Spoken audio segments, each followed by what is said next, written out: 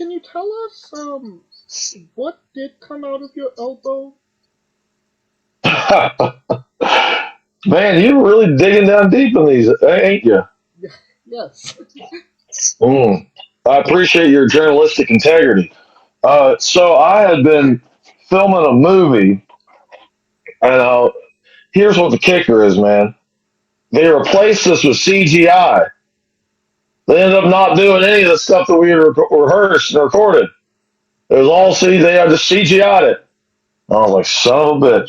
But yeah, sorry, you might have to do some bleeping in this one. Oh But no, you could do that. no, so we're in the. I'm wearing the. It's a Sasquatch versus the Yeti, right? Okay.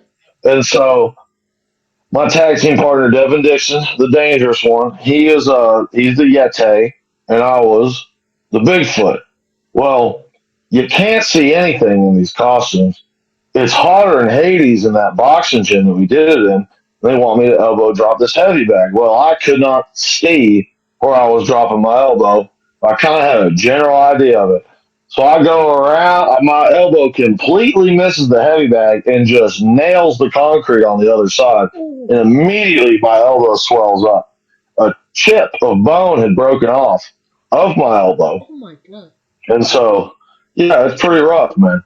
And so we filmed probably another 4 or 5 hours. After that, I'm picking people up, doing everything with it. And I'm not only dehydrated, completely dehydrated, but my elbow is just killing me, man. And so, I have my first few matches with the NWA. I wrestled Trevor Murdoch, all with my elbow completely just shot.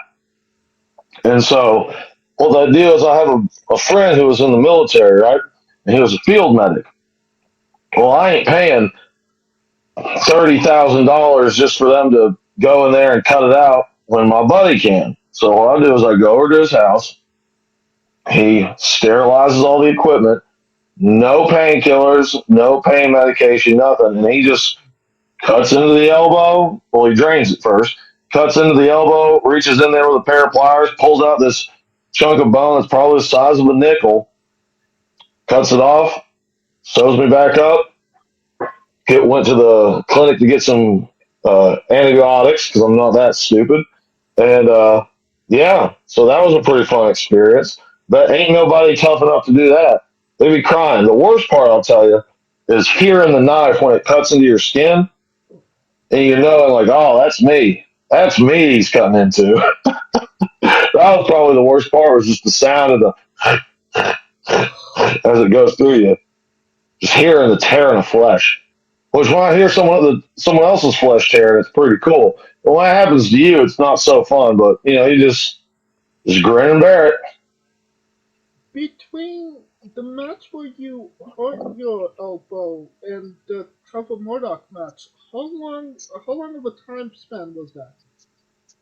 Probably about 6 weeks. Oh wow, so you're going around for 6 weeks with, you know, broken bone in your elbow. Oh yeah, yeah. No, I was going around it was floating around in there. And what would happen is like anytime it'd get better, like a little bit, it always had like a little bit of fluid in it.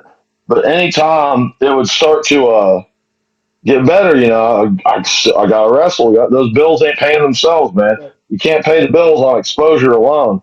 And or I guess it depends on what kind of exposure. I don't know what your situation with your landlord is, but so basically, I just kept having to do these things, and yeah, it's about 6 weeks, and I just couldn't take it anymore. I said, "Buddy, you got to cut this thing out, man."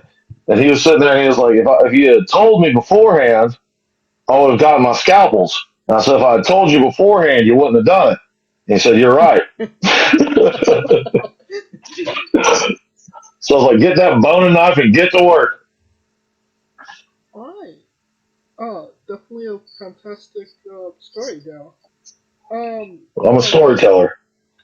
and thank you.